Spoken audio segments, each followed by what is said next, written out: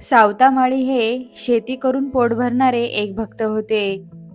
त्यांचा पांडुरंगावर व पांडुरंगांचा त्यांच्यावर खूपच लोभ होता.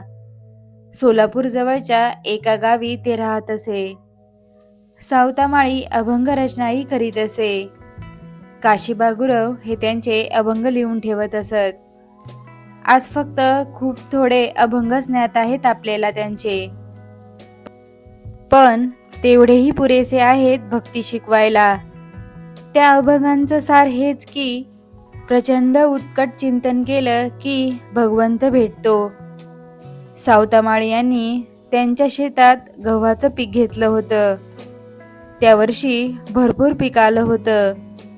त्याच सुमारास पंढरपूरकडे जाणारी वारकऱ्यांची दिंडी त्यांच्या शेतावरून जात असताना सावतामाळी यांनी थांबवून त्यांना भोजन घातलं.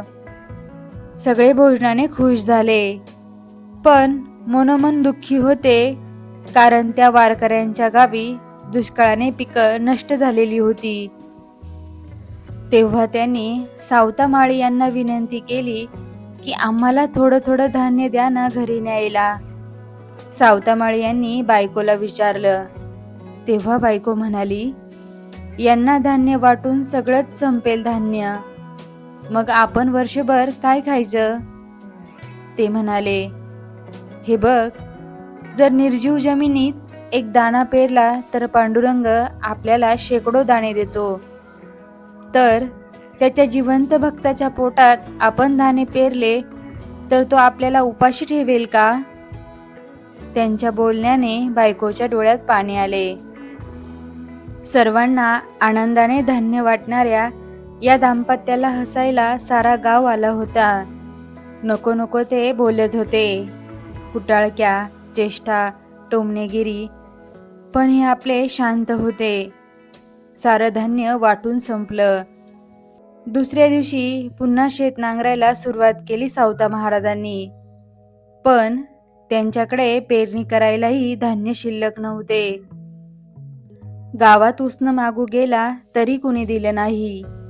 एकाने मस्करीने त्यांना भरपूर कडू भोपळ्याच्या बिया दिल्या पेरायला व म्हणाला, हे कडू भोपळे सकाळ संध्याकाळ भाजी बनवून वर्षभर रोज खायला तुला पुरतील. सावता महाराजांनी त्या बिया घेतल्या व खरोखर पेरणीला सुरुवात केली. सारा गाव हसत होता, कारण कडू भोपळा तर गुरं पण खात नाहीत. त्या वर्षी सावता महाराजांच्या शेतात एक माणूस बसेल एवढे मोठे मोठे कडू भोपळे लागले वेलींना. साऱ्यांना आश्चर्य वाटत होतं की असं कधी होतं का? पण मग त्यावरूनही ते लोक सावतामाळी यांची रोज मस्करी करत असत. कडू भोपळ्यांची राखण करण्याची जरूरच नव्हती, कारण कोण चोरणार ते? पण तरीही रोज सावता महाराज शेतावर जाऊन राखण करत, भजन करीत असे पांडुरंगांचं. थोडी कुठे दुसऱ्यांच्या शेतावर मोलमजुरी करून मग घरी येत असे. लोक त्यांना विचारू लागले की तू हे एवढे भोपळे कुठे साठवणार?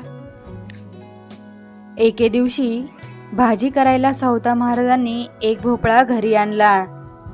त्यांच्या बायकोने भोपळा चिरला आणि काय आश्चर्य, संपूर्ण भोपळा तयार गव्हाच्या टपोऱ्या दाण्यांनी गच्च भरलेला होता व ते सगळे गहू सारवलेल्या जमिनीवर सांडले.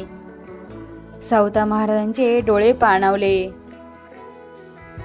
ते म्हणाले, किती रे देवा तुला काळजी माझी. मग दुसऱ्या दिवशी पण भोपळ्यातून गहू निघाले. मग मात्र ही बातमी सगळ्या गावात वाऱ्यासारखी पसरली. सगळेजण हा चमत्कार बघायला येऊ लागले. कुणी भोपळा चोरून नेऊन चिरला तर त्यात गहू निघत नसे.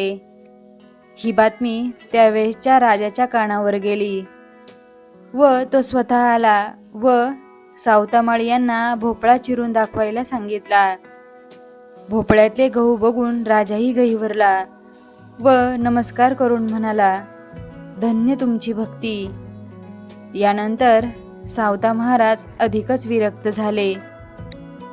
आपलं सर्वस्व देवाला दिलं की देवावरचं भक्तीचं कर्ज चढतं.